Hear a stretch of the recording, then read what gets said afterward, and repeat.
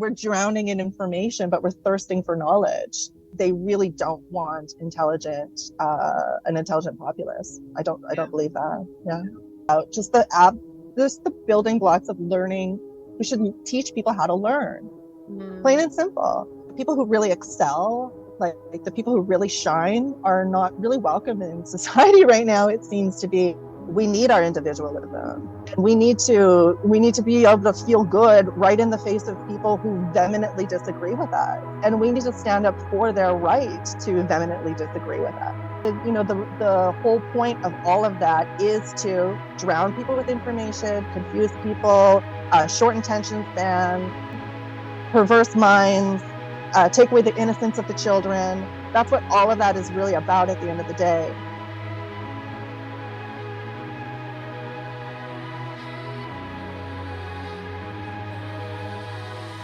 Melanie, thank you so much for meeting me today. I know this is something that we've been planning to do for a long time, but as we just mentioned just a couple of minutes ago, there's just certain things that you have to wait for the good time, for the timing to be correct, because sometimes no matter how much you try to set something up, it just doesn't work, and sometimes you just have to wait for the timing.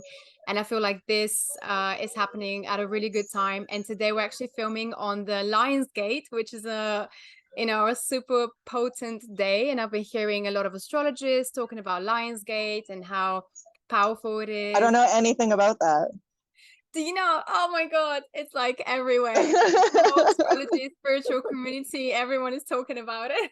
So, to start off with, I kind of just, I want to go back to when we first met, which is actually, I think it was just a year ago now, like this month, or just over a month ago.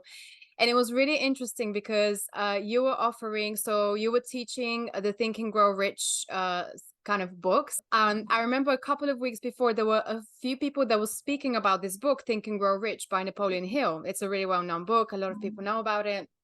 And I was like, oh, whoa, I should really read this book, It's been on my mind for a while. And then I saw your course that you were offering. I just thought, wow, that was perfectly manifested. That was just, and you basically broke down the main topics of the Think and Grow Rich book by Napoleon Hill, which, it's a big book, so not a lot of people have the time to read it. So one of the things I really loved about it was that it was in the park. It was completely surrounded by nature, so we're having this classroom, but it was in nature, and it was just such a breath of fresh air to have that, because for most of the day we're in front of our computers in an office or at home. Well, one of the reasons I stopped teaching in the college actually is because I need to be outside. Quite frankly, like, it was a small reason. Piece of the reason, but it's very true. And I don't think I'm alone in that. We really kind of forget how important it is to be outside, I think. Yeah, it makes a big difference, especially when you're thinking about things like where my energy flows, where my thoughts go, and this kind of stuff. Even this morning I was learning about the flow state. It's just like every day I'm like, learning about more things like that. But with all of those distractions, even just with those walls, like, it's the same air just being circulated around and around. So it makes sense that it would just be the same thoughts circulating around and around. Exactly.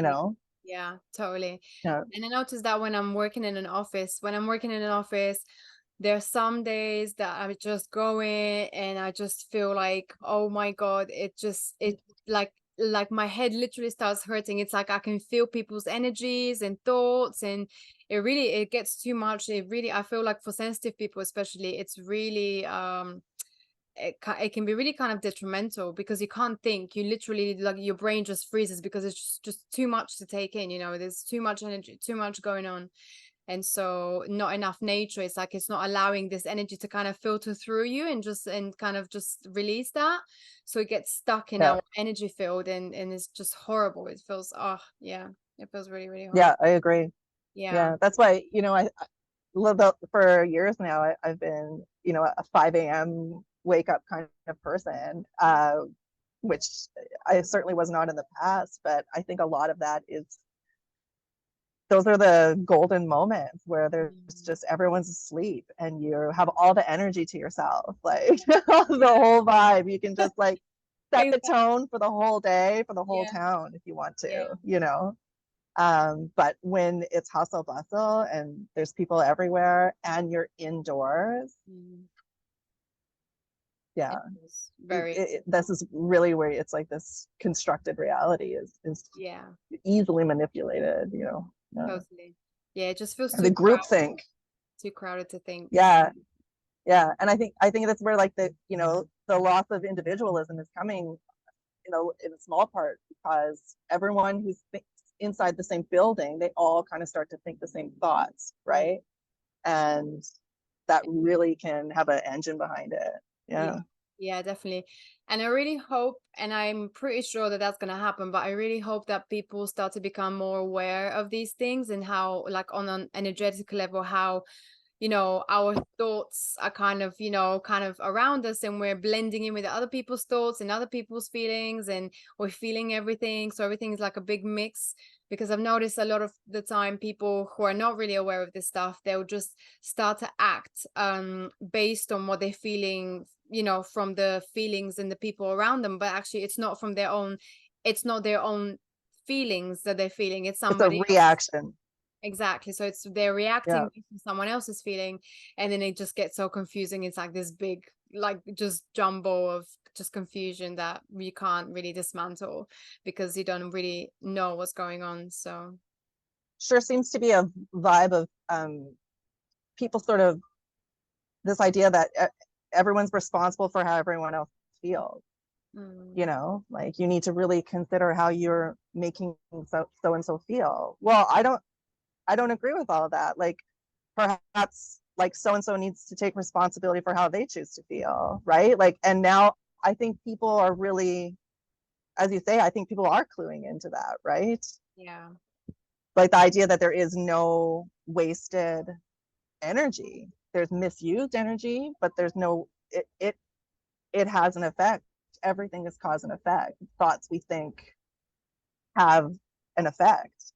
Yeah. So it's not, you know what I mean? Like you don't, there's no such thing as a wasted time or anything like that. It's all use or misuse. It's a big responsibility. Yeah, totally. Everything is kind of just gets recycled, whether we use it for positive purpose or for negative purpose. It's, you know, it's up to us to direct that.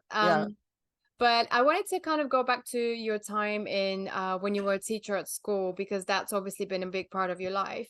So you mentioned, you know, before that you feel that the system is, you know, is basically set up to fail us.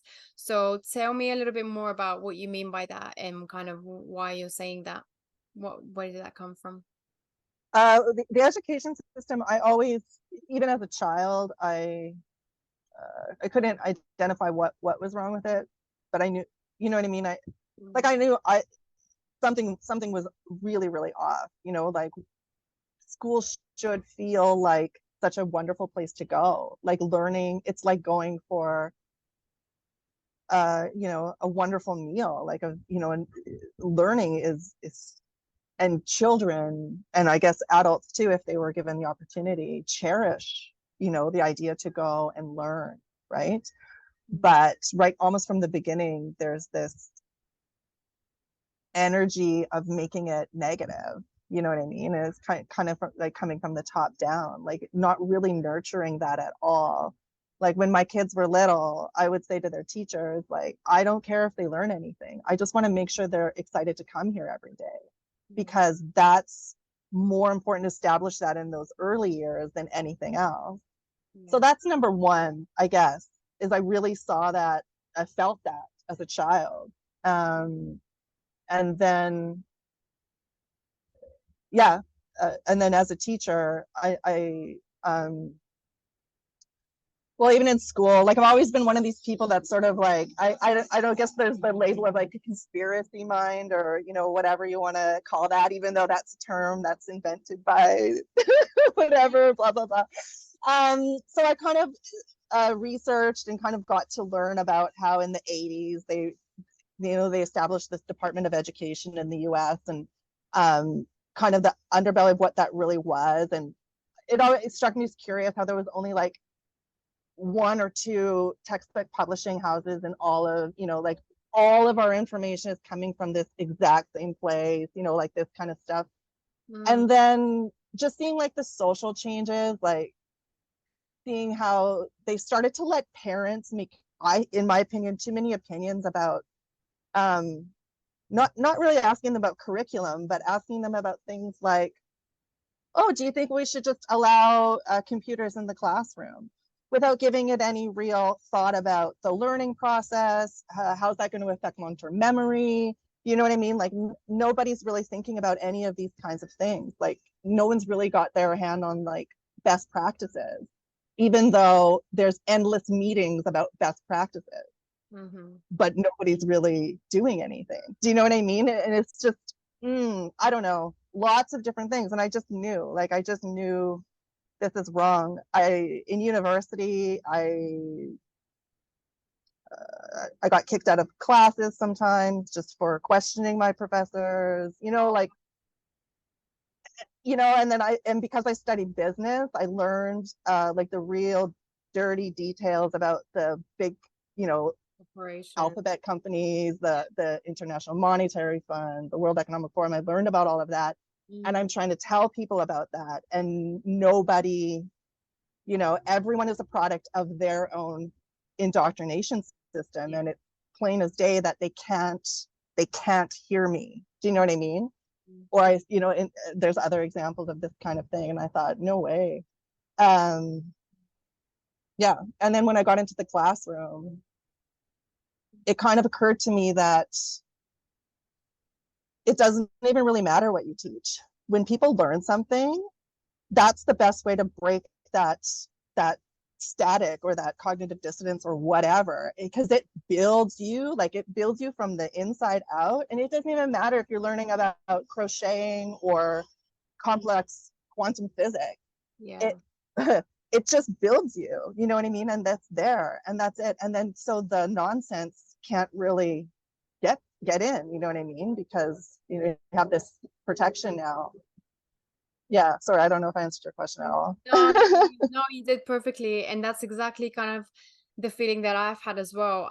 There's just certain, I remember when I was young, and I remember thinking, I always used to question, I was like, how they must have like some central place where they get all of this information from, how do they know like what to teach, what not to teach, and stuff like that. And then when I grew older, I discovered that kind of each country, each county, they're creating their own kind of curriculum. Obviously, there are some that are there's certain things that have to be in each one, but there are other things that kind of the teachers decide or whoever decides. And I'm like, well, how do they know that what they're deciding is actually correct? How do they know what to? So I remember I used to question these things, and I just remember feeling like something didn't feel quite right, and something about the way they were teaching us didn't also feel quite right. And this one thing that always stuck with me since when I moved to London from Bulgaria, and I was 12 years old, and it really struck me. One of the biggest shocks I remember I had was so the teaching in Bulgaria was very kind of from the old communist days. It was very much like, you need to learn what's in the textbook. Nobody cares about your opinion. No one wants to hear what you have to say or what you think about this topic. You just have to learn what's being said and what these famous people, like these teachers or scholars have to say about this topic. And then when we moved to London with my family, it wasn't the opposite, but I remember for the first time when the teachers asked me, what do I think about this topic? And I looked at them like, what?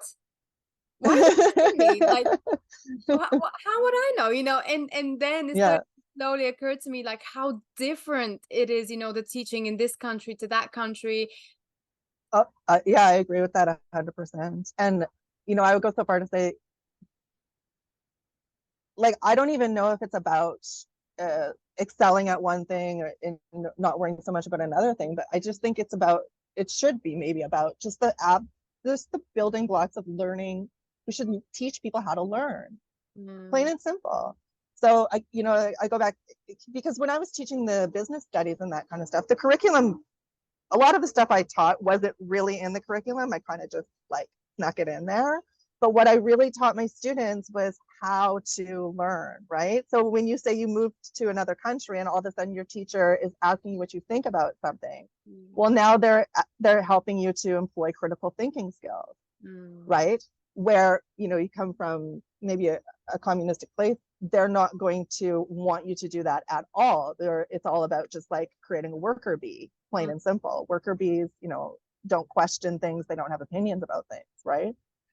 So, there is some old school practices from teaching. That's the other thing too. Like the other piece of it that I really want to do is to do sort of a professional development sort of mastermind group for teachers.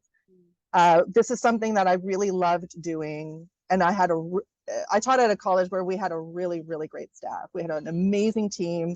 That's why I'm very leery to go back into the system. I don't imagine in this day and age I will ever find that kind of opportunity. And, we did a lot of professional development and it was wonderful. And like really looking at the best practices in teaching and making sure we're always employing them as well as we can. If we're implementing technology, making sure we're not just doing whatever, like what's for. There's these different things like this Bloom's taxonomy, which is the idea of like introducing content, working a little bit with like figuring out what do I already know about this? What do I not know about this? Getting that established, right? Let's look at some words that maybe we don't know very well yet. And, and then doing a little bit of exercise on that. And then starting to look at, doing some reading comprehension, like let's really look at this material. Let's really make sure we understand what they're saying. Then we move it to the next level where we're at. Now, what do we think about this? Now that we have a good understanding of it, now we can talk about what we think about it. And then the very final piece is implementation. So that's with the Napoleon Hill material. That's where you have to do your list, or you have to write out your desire, or you have to, this kind of thing. Yeah. And then you do that reflection, right? I remember we did that day of reflection, and students don't get this anymore. You guys loved that because you were able to see what you actually learned. It was like looking back down the bottom from the top and looking how far up the ladder you climbed, right? And realizing like, oh wait, I actually know this stuff. I don't just know about it. I actually know it. That's really what's missing, certainly from today's classrooms, for sure. Yeah, I know teachers are doing the very best they can, but I don't believe they're no longer being provided with the tools and the resources, the real tools and the real resources that they need to really be able to be effective teachers right now. Yeah. Yeah, no, that totally makes sense, what you're saying. And I think that's such a key, what you said about the last part, about being able to reflect on everything that you've done and stuff like that. That's such a key part, because that's what really allows the information to really ground into you and to really be able to use it in a practical way.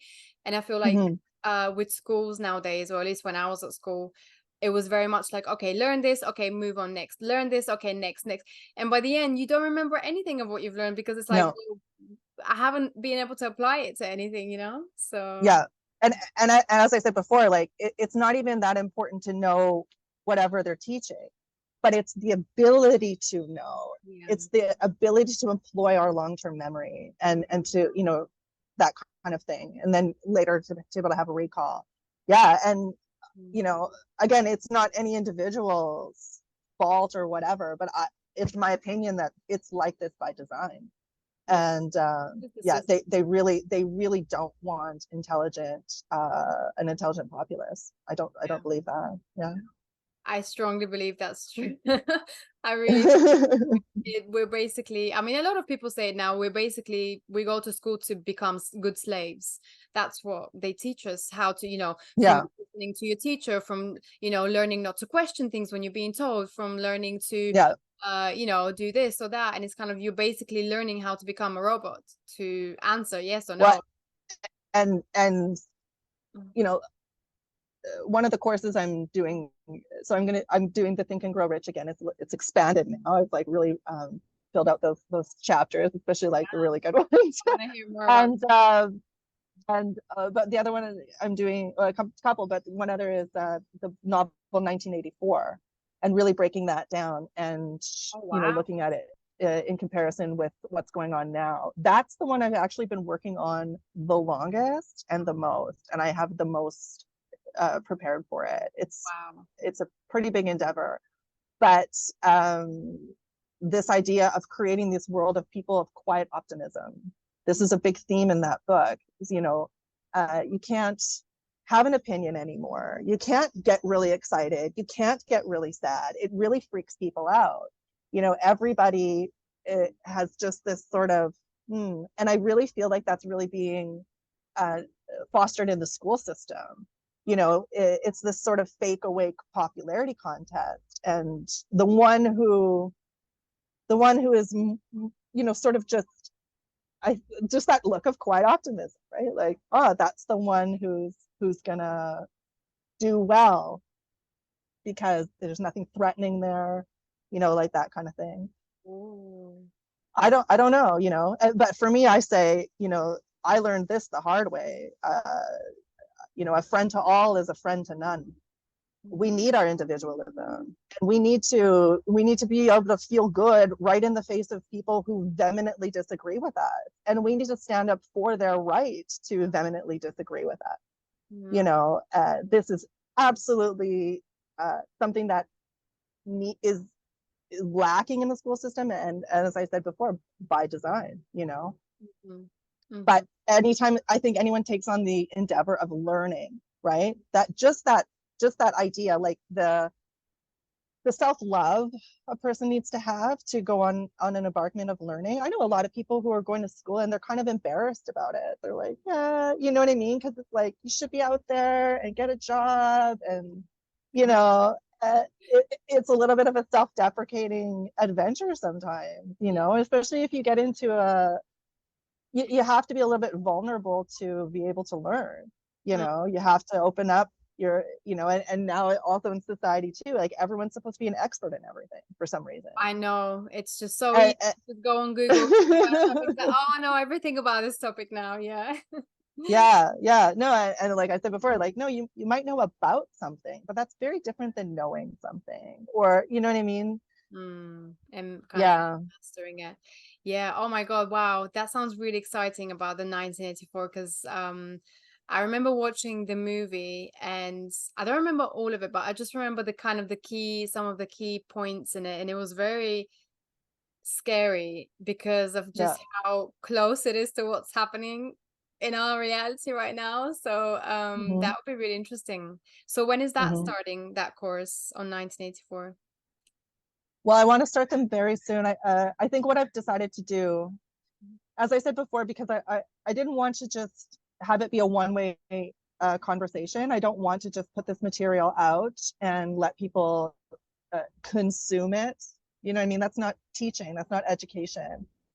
So I needed to keep it as close to like a real life kind of classroom lecture situation as possible. Yeah. So what I've decided to do is to open it up to a cohort of 100 students. And so it's not open yet for registration, but very soon it will be, and it'll start when there's 100 students, and those 100 students will be in the class. There will be I don't want to say a chat, like a discussion board. I want to go very old school. Online. Right? Like if you're in the class, you're in the class. You're not, you're there to learn. You're not there for any other reason, right? So there'll be a discussion board, but then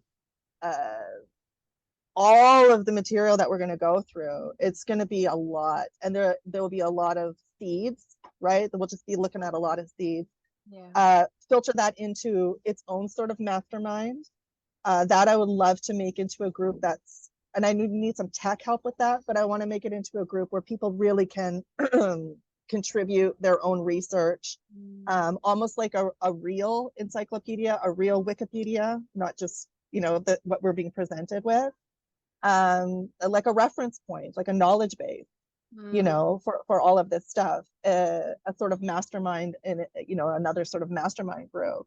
Yeah. And wow. Because that's the other thing too, I find with all of this like information that's out there. I love quotes. I love these little things, but this idea that we're drowning in information, but we're thirsting for knowledge. This is two-pronged, because number one, there is so much information flying around, so much information, and it's but the second prong of it is that the people receiving this information now, because of our education system, we don't know what to do with it. So we just let it wash over us. It affects our emotions. And because it's always exterior information, even though it's important information and it's serious information or whatever, all it really ends up doing is sabotaging our own lives, because we don't know what to do with it, and it's too much of it, right? And I think that that's just its purpose. It's just to mess with everyone's energy. You know what I mean? So I feel like this is a way to sort of catalog our knowledge, right? So now once we're going to learn, we're going to learn about the different types of governments. We're going to learn about totalitarianism, not just, oh, I know what totalitarianism, because you can, say 2 sentences about it. No, let's really understand this, right? And then once we really understand it, then it's there, right? And you want to look back like a textbook. You can always look back on it. And I would love for people to be able to contribute as well. That kind of thing, and really focus what we know, instead of just treading water. Wow, that sounds really, really fascinating. And I think people with the whole totalitarianism thing, they're probably going to come across so many similarities in terms of what's going on right now, and kind of back in the day. So that would be it's really I feel like once you really know, it's almost comical to imagine like that you can continue in the fantasy of what they're presenting. It's just impossible. So that would be, but it's just about going from the unknown to the known. Just got to get over there, and then people will be fine, and people will be just find whatever information they need and know what to do with it, right? And then know how to take actionable steps, as opposed to just letting it hit you like a ton of bricks. Oh, this terrible thing is happening in the world. All of a sudden you're not going to the gym now. And it just spirals like that, right?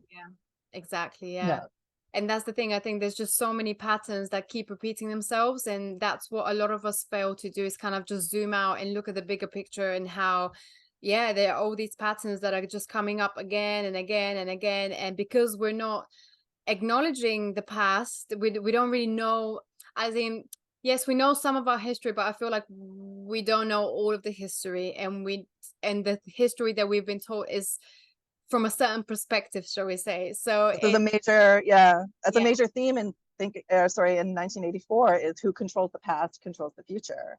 Exactly. The big warning of the protagonist or the big question he has is, hi guys, just a quick side note, you may have seen me drinking from this bottle, and I'm super excited to let you know that I have partnered up with an amazing company called Life Harmony Energies, which create products like this one that are created to cancel out any EMF negative frequencies from any of the electronics around your house. And now that you're watching this and you're part of my audience, you get to have 20% discount by entering the word Katalyst with a K at the end of your checkout. So feel free to check them out and let me know in the comments below whether you have tried them.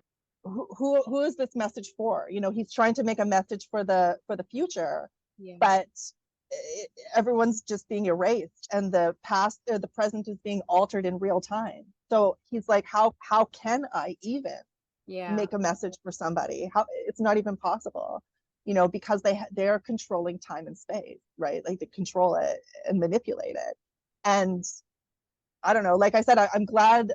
I wanted to do this a couple of years ago, especially like 2020. Like, I watched 2020 like this, like, I just want the whole world to read 1984 right now. If everyone just read it right now, none of this would be happening. We'd shut this down today. You know what I mean? But at the same time, I realized if I tried to do my course then, there's no way it would have worked. There's no way, because people needed time. People needed time to really like get to a certain place on their own. And now you can really see people are really questioning. People are really going like, what is going on here? Yeah, totally. Which is a good sign, which is a very good sign. So hopefully that continues. But yeah, wow, I think it's so important for us to look back at our history and just see the patterns that are repeating themselves, and how we're just on this train of just basically destruction. And unless we stop and really think about the things that we're opting into, we're gonna basically repeat the same mistakes, and that's what just keeps happening and over again. So it's so important that we study something like this, and so this course, I think, is going to be amazing. So I'm definitely going to have the links. I'll put the links to your website and to everything below, so people can check it out. But I wanted to go back to something that you mentioned about the that concept of we're inundated with so much information, but we actually don't have any knowledge, or something like that, you said. And especially now with, the scrolling kind of through social media and everything, it is, you get these quotes, these famous quotes from famous philosophers, and it's like, we like them, and we've sent them, and we share them with each other. But again, it's like we don't understand so many of these, you don't really get the whole concept behind it and where it really comes from and how to actually apply it.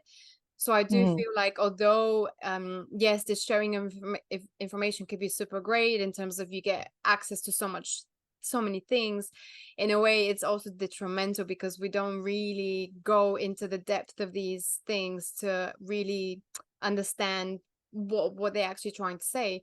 So yeah, I think it's really important for us to kind of use our intuition to be like, okay, this isn't for me, this is for me, this isn't for me. Maybe I should go, if I really want to learn about this topic, maybe I should invest in a course, or read a book about it or something, but yeah, it's just hard because people don't have time. And now I feel like everything is just so condensed, and unless a video is like 3-4 seconds long, then you don't want to watch it because, oh, it's too long, I don't have this time to watch this video, and it's like, right. It's just so I've been really like thinking about these ideas too with doing this course. So as I said, I'm going back to like this old school kind of idea. Like, you will not see, I've decided there will not be any social media. People can certainly share stuff to social media, but I myself, this platform will not be, you will not find us on TikTok or I tried to have a YouTube channel. They've already restricted the YouTube channel, even though there's only like 2 videos on there. Oh, wow. So, oh yeah, yeah. So, but that's fine, because I feel like it's naive. It's like, don't go near the fire if you don't expect to get burned. You know what I mean? Like, it's okay when they do this kind of stuff. They've messed with me with some other social media things as well, and I'm like, well done, good play. It's okay, because I the whole point of all of that is to drown people with information, confuse people, short attention spans, perverse minds, take away the innocence of the children. That's what all of that is really about at the end of the day. So I feel like it would be hypocritical of me to be like, oh, check me out on, even though lots of my content is from content creators and I'm super grateful for them, and there's lots of people I follow, all of that. I just want to provide a space where it doesn't have to be like that. That's it. Do you know what I mean? Like, now that I think about it, there's so many social media creators that have actually like really changed the world. So I'm not knocking that at all. Certainly changed my world. But yeah, like I said, I want there to be a place where it's like, I'm in school right now, like, and you can have that mindset, right? I'm not here to make friends, even though I probably will, and I'm not here to get the star on the chart. I'm not here because my boss said I need to get this certificate for my job. You know what I mean? I'm here because I want to improve myself, right? Definitely. So yeah. No, I love that. Yeah. And I feel like the Think and Grow Rich is like kind of an internal thing, right? So it's kind of like really and that's really all we have finally at the end of the day, right? Whereas the 1984 is kind of branching a little bit more into like what's going on out there, which is a little bit of a tricky thing to do if you know what I mean, if you don't have that solid foundation on the inside. Yeah. And then I guess yeah, and then the other thing too is like these people, you know, if you say, oh, I want to learn about this, I'll go read a book, and or go this, that, like a lot of these people that I reference, or a lot of the curriculum I use, there's people where I'll say, oh, let's take this quote, we'll break down this quote, what's the real meaning of it? But the person who maybe said it, like maybe at the end of the day, it'll come to learn that they were actually one of the bad guys. You know, I don't want to say any of the labels or whatever, right? So that's another way to block us from our own learning, to make us like question our own selves, to make us question our discernment, right? So all the time I'm always making sure like, no, we're actually just studying this quote. We're not looking at the full biography of this person, you know, who said this thing. Because even myself or you or anybody, you know, if I had to be a perfect person in order to have some you know, some trust from the people, that's impossible. Like how can that ever possibly work, right? That's what another thing that they've really done to our society is they've made us, it's impossible to trust each other. Because they've, you know, it's the idea like, I'm going to look at that person, and if they've done even one thing wrong, you know, I'm not going to listen to anything that they say about anything. Wow. So who are you going to learn from? What are you talking? And it is just like, you listen to that guy? Oh no. Like, no, none of this, right? Yeah. Definitely a lot of kind of pointing fingers and willing to just discredit people just because they said this one thing. And it's just insane now. The cancel culture. The cancel culture, and it's not even what they said. It's like the propaganda's interpretation of what they say. It's too much, right? But at least I feel like with this course, we can look at these people or not look at these people, but we can decide and understand why we're looking at this. What are we going to take from it? What are we going to leave behind? You know what I mean? And I don't know. No, definitely. And I think it's also allowing people to really tap into that, their own inner knowing, and kind of, you know, being able to decide, how does this apply to me? Does this really apply to me right here, right now? And it's kind of really that kind of philosophical questioning, but very deep sort of questioning, which we don't really get to do a lot of the time now, because, you know, this fast-paced reality is kind of like everything's like go, go, go, go. So I think it's really nice to actually be able to just focus on one thing for a certain amount of time, and be able to allow the information to kind of sit within you and see how it feels within you, because we don't really do that a lot, and I think that's a good way to do it. It's been an amazing journey, like the science of this mind stuff. I don't exactly know what to call it. I hate all of the labels of everything, but you know, thinking about thinking, right? And really seeing the practical application of it, and really seeing the results of it. It's very, very, very interesting. It's a very, very clear why they're trying to control our consciousness. It's pretty powerful. Definitely. And and I mean, I'm one of those, like, you know, if you can't do, teach, because I'm certainly not sitting on top of my yacht yet or anything. maybe one day, you never know. Definitely one day. But so but I like that too, because I find sometimes with these spiritual teachers and these YouTubers, you know, they're sitting like Buddha on the mountaintop, you know, and they don't have, and it's like that typical spiritual. But I have real problems. Like, can you relate? At least I can say, yes, I can actually relate. Yes, I can relate to your problem. As a teacher, I think that's really important, to be able to empathize with your students, and you know, being able to hear their stories, right? Totally. And then picking out the pieces of the curriculum that will most help that person in that way, or you know, whatever, that kind of thing. I don't know. Yeah, no, totally. And yeah, well, not everyone can really, you know, afford to be sitting on a mountain and teaching from there for now. But maybe one day. I think, yeah, I think anything around nature is it's a pretty good way to learn. But what's your vision with this? So obviously you're doing these courses now, you're launching them soon. Where do you see it going? What would you like to see kind of in the future? Do you see our future of education kind of being more going towards this way, and people kind of maybe specializing more in the specific topics that they like? What do you see? Yeah, I would love to see like a complete revolution of this, even the idea of education, because it's like eating and breathing. You know, why does it have such a separate sort of, like, it's over there? Education is something over there that I go do sometimes. No, this is that it means living. It means, are you alive or are you dying?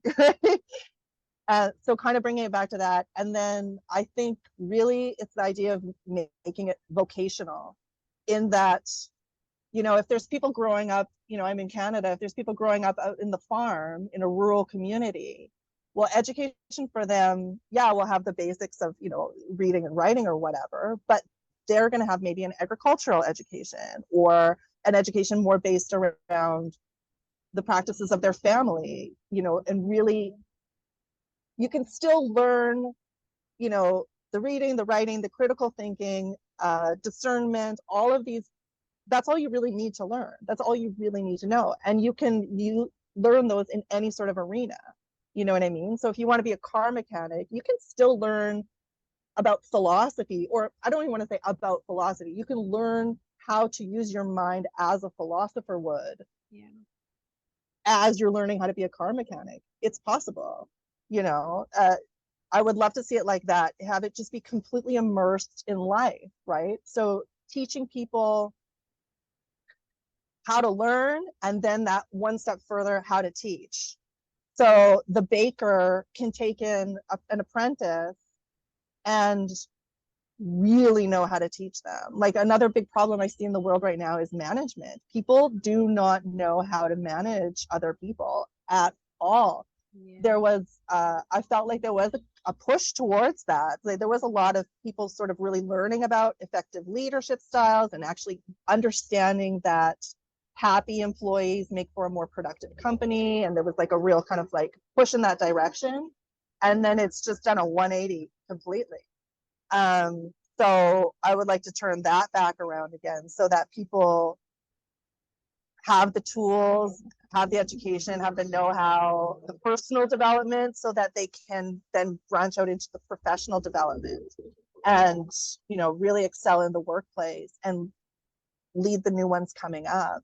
Yeah. And instead of everything being so compartmentalized, right? Mm-hmm. That's what I'd really love to see. What do you think can be improved in the workplace, did you say? In what way has it kind of turned back around to the old way of doing it?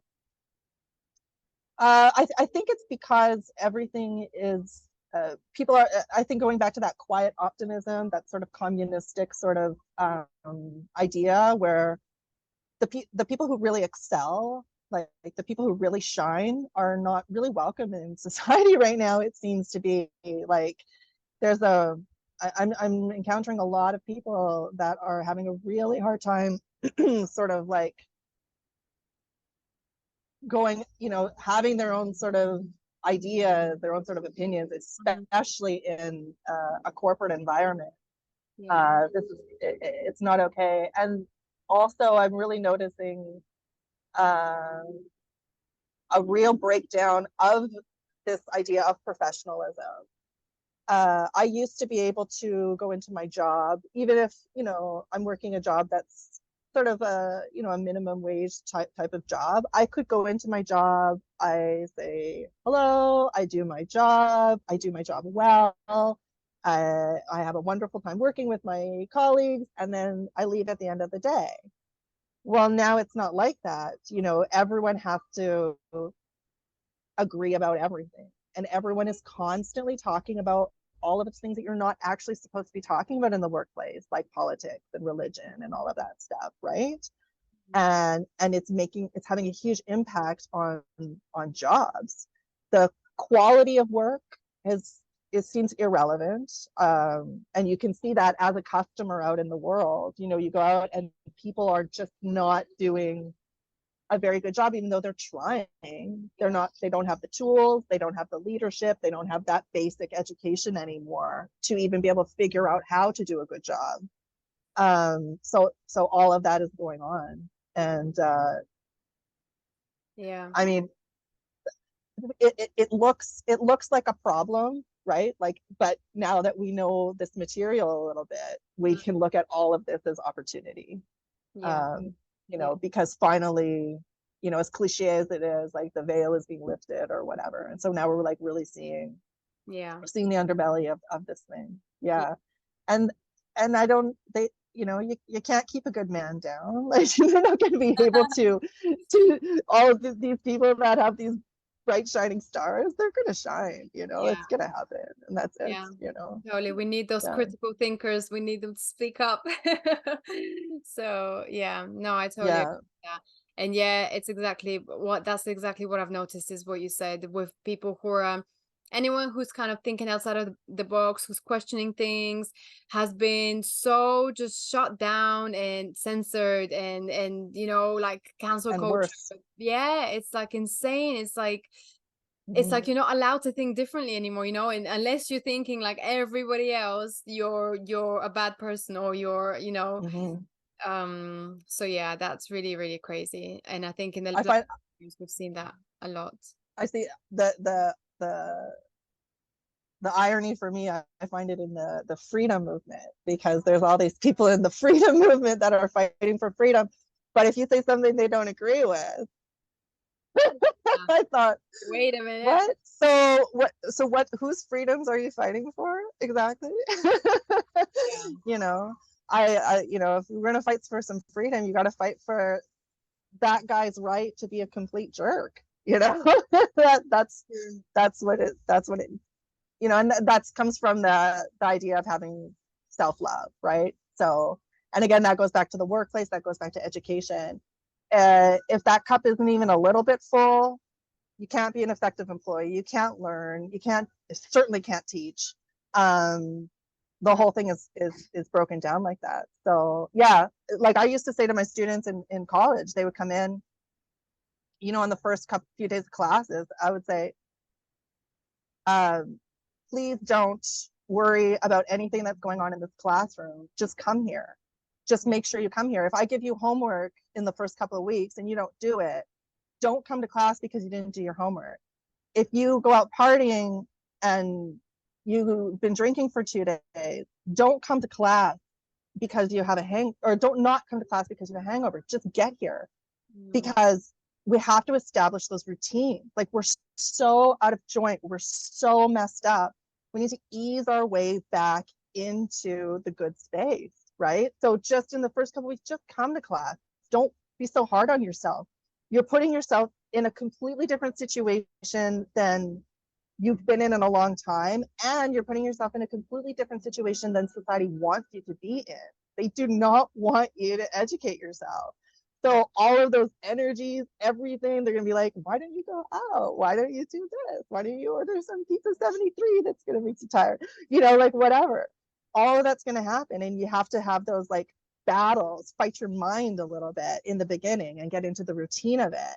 Yeah. Then you can start to like think about the material. Then you can start to do assignments. Then you can start to do group work. And then, you know, by the end of it, the students are like annoyed with me, like, teach us more, like the hour's up, but keep going.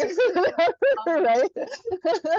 That's so amazing when you have a teacher like you who really loves what they do. It really, really shows. And I remember as a kid as well, there was always this one teacher that you know, you just love, because you could just tell that they loved what they were doing. They weren't there because of the money or because, you know, they had to. They were there because they loved teaching. And I feel like everyone has at least one of those teachers, and at the same time everyone has at least one teacher that really didn't want to be there, and you can really tell the difference between the two. Yeah. So Yeah, it really, for sure. it really can change someone's life completely, because, you know, I've heard of those stories where this one person says, oh yeah, when I was a student, this one teacher told me that you know, I wasn't good enough, or I you know, and you could see that affected them for the rest of their life. And equally, you have those teachers that gave them hope and were like, no, what do you mean, you're not stupid, you know, you just have to try harder. And again, those Yeah, teachers can totally make a difference to someone's life. So I'd say absolutely. it's so important for people who are in that field to really, to really be there because they really want to, which I know it's hard because we all have problems with our jobs and stuff like that, but it really does make a difference to the students. Well, teaching is, yeah, and I was going to say especially children, but actually no, I think with adult students as well, you have to respect so much the vulnerable position that they're putting themselves in. Yeah. You know, I think that a lot of teachers, like everybody else in society right now, because that self-worth cup is so empty, you know what I mean? If you don't know that you're so important, how are you supposed to see anybody else as important, you know? And there's so many teachers right now, I think that's like, again, it's something that's been done to them, right? But they're not at that place personally to be able to hold that space, to create that space for their students. And that's where the students really end up in those situations where they know they're sitting there all day. And again, it's not wasted energy, it's worse, it's misused energy, and it's the misused energy of our children. Like, this is such a devastating thing for our humanity, to put our children in this, and students, and even the teachers in this situation, because it's not just that something bad is happening, it's that something so wonderful should be happening. Oh, what a waste. And yeah, and it vibrates through a lifetime. You know, I had a teacher, I had a very, very, very difficult upbringing, and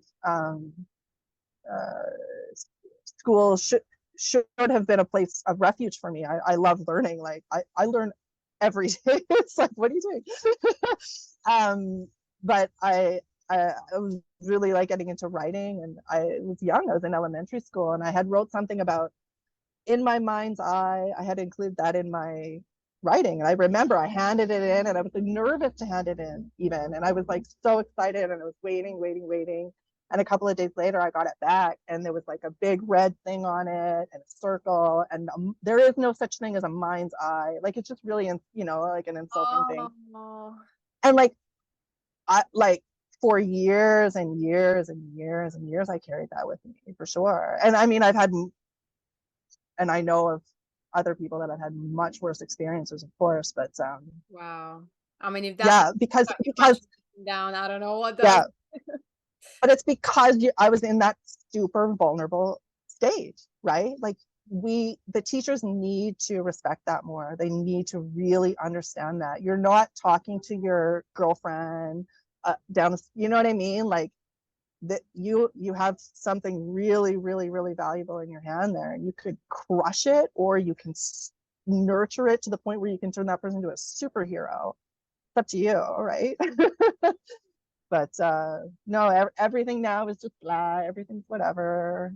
Nobody cares, you know. Yeah. Everyone cares, but that's the vibe they're trying to create. Yeah, right? Yeah, totally. Oh wow, that's really struck a chord with me, because I definitely, I go back to my own kind of memories of, you know, when certain teachers said certain things and stuff like that, and it really does stick with you. It does, and it just it can totally shape how you see yourself, isn't it? Because it's such a, like you said, such a vulnerable space that you're putting yourself in, and the teacher is like your god, you know, especially when you're a kid. It's like everything they say, you just take it all in, and it's like that's well, and and adults too, really. I mean, even, you know, like, and it's okay, but it needs to really, really be considered. Yeah. I think, but finally teaching, or any profession. So finally, I started teaching professional development at the college, and I realized very quickly that professional development is nothing short. All it is personal development, plain and simple. Because the person you are outside of work, that's more or less the person you're going to bring inside of work, right? So if you're low, your cup's empty outside of work, that's the person you're going to be inside of work, and that's it. So in an education situation, that's the only thing you really need to focus on and be like really cognizant of, is that personal development. Right? Yeah, totally. And now that you say that, it kind of draws me back to some of the teachers that I remember that were kind of picked on. You always have these mean students that will kind of just make, just be mean for no reason. But there were always those few teachers that, I don't know what it is that they emitted or the way that they taught, but they always kind of got the mean students to do something mean in the class. And it does make me think that, it is something about the way you hold yourself and the way you present yourself and how you speak, that, because we're all human, we can all pick up those energies, even though we don't really understand what they are. But you can see when someone is not quite confident in themselves. And I guess you can, especially with kids, because we're so mean sometimes, it's just when we're kids, we can just kind of pick on that and just turn it into a whole big kind of but that definitely makes sense. And even within the spiritual circles as well, it's always the people, the spiritual teachers, the leaders, the guru, who can really hold space. They always say, oh, the person, they need to be able to hold good space, because if they don't know how to hold the energy in the room, then it's just the students are not going to be able to learn. The class is not going to be very productive. So it's kind of the same. I can see how there's a correlation between the two, and definitely I think this. Well, now in so many schools, this is unreal. There's so many things I cannot believe that parents are putting up with. Like, oh, every kid gets their own computer, their own tablet, or whatever. So you have like 28 different energy streams, and the teachers on their own thing. Don't even tell me for 1 second that anyone's learning anything. And the worst part is, like, those kids, for maybe 5 minutes, they think it's a good idea. Oh, cool, we get to sit on beanbag chairs, and then you have an entire day and an entire school year of just classroom management, because they're not there to do that. They're there to learn. They're there to grow. It's just shocking. And meanwhile, the teachers are sitting in the staff meetings going, what's with these kids? We give them all this stuff, and yet they're misbehaving. I think I'm not working in that system anymore. No way. And just the energies that the computer and stuff emits, just that in itself is already so chaotic. Just that alone. The child brain, I can see it within my own nephews. Like, every time they're using the iPad or the game console, whatever, and I can just see after that there's just something in them that's different. There's something about the energy in them that's just very erratic and very chaotic, and you can just see that there's something that's influencing them, and it's coming from the computers, like from these things. Is the electronics, for sure. So it's saying that they're actually doing that in schools now, and just introducing electronics like all over. And no thought at the pedagogy, like no thought whatsoever about the teaching practices.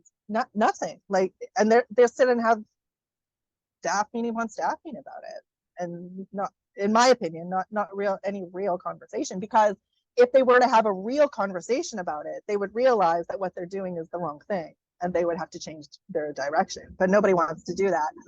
All the meetings and all of the corporations now, I think, are just about convincing themselves that whatever it is they're being told to do is actually the right thing to do. That's just sad. No. And it just makes you think that the whole system just needs to collapse. We just absolutely need to, because it's just not working.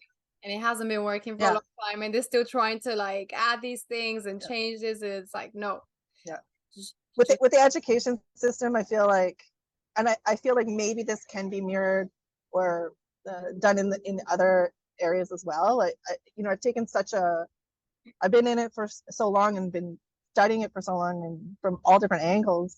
I feel like there are some good pieces, and I might be wrong. And if someone wants to have that conversation with me, I would love to have that conversation and have someone change my mind. But I can see some good.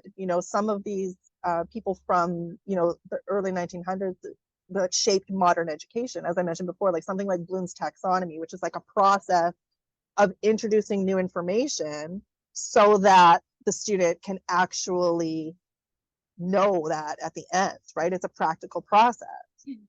Well, let's continue that. Why not? Right? There are some good things, like don't throw the baby out with the bathwater, right?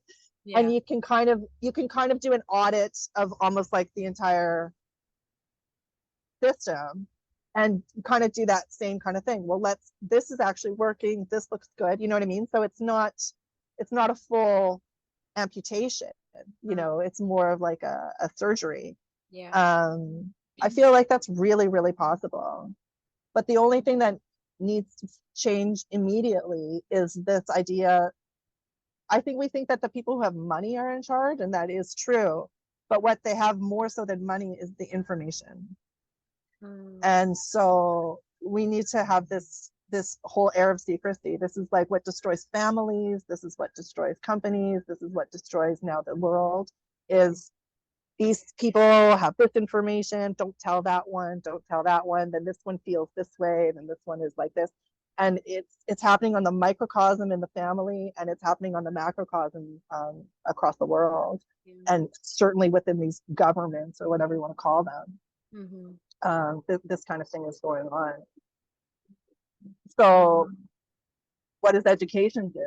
Well, not only does it give you information, real education gives you the tools you need to go get the information yourself and then know what to do with that information.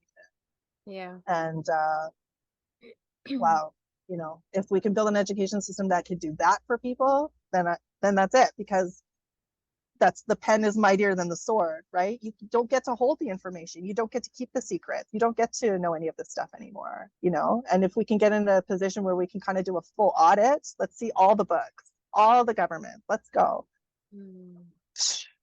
And have people actually look at it, and enough people looking at it to be able to understand what's going on, then we can really, really, really change. Not just this idea. Like everyone's like, oh, we need change. We're fighting for this. We're fighting for that. Asking the exact same people that are doing this to us to do something different. Like, and what is that different thing that you want them to do? Well, we don't know. We just don't like what's going on now. Right? It's just the typical pattern of us giving our power to, the higher ups and expecting them to fix everything for us, which is, again, right. But if we truly don't know what to do, and we don't really know what's going on, and we don't know how to figure it out, well, there it is, right? Yeah. Oh wow. Well, Melanie, thank you so much. This has been such an interesting and productive talk. I honestly feel like I've learned so much, and it's just made me think about education. I guess I've been out of education for such a long time, so I never really think about it that much anymore, because I'm not planning to go back to it anytime at all. But yeah. Well, I don't know, because how many people are just gonna go, oh, there's this lady, I'm standing in the park with a sign, or on the meetup thing or whatever. Like, we're just gonna go sit on the grass and do this course. I mean, you're certainly in education, 100%. Yeah. I guess, in terms of the school kind of of education, but oh no, I love doing courses and stuff like that. It's just the kind of the school. But yeah, it's really, really fascinating and really interesting. Thank you so much for that. Do you have any last words, any words of wisdom that you want to share or leave with us? Not really. I will say, being interviewed by a student means more to me than being interviewed by anyone else in the world. Truly. It makes me so happy that you care to continue to talk with me. Thank you so much. And it's funny because this has been, I've wanted to interview ever since, I think I remember mentioning it to you at one point when you were leaving. So I knew, I was like, God, this is just so interesting in such the way in which it worked out. So yeah, I really loved it.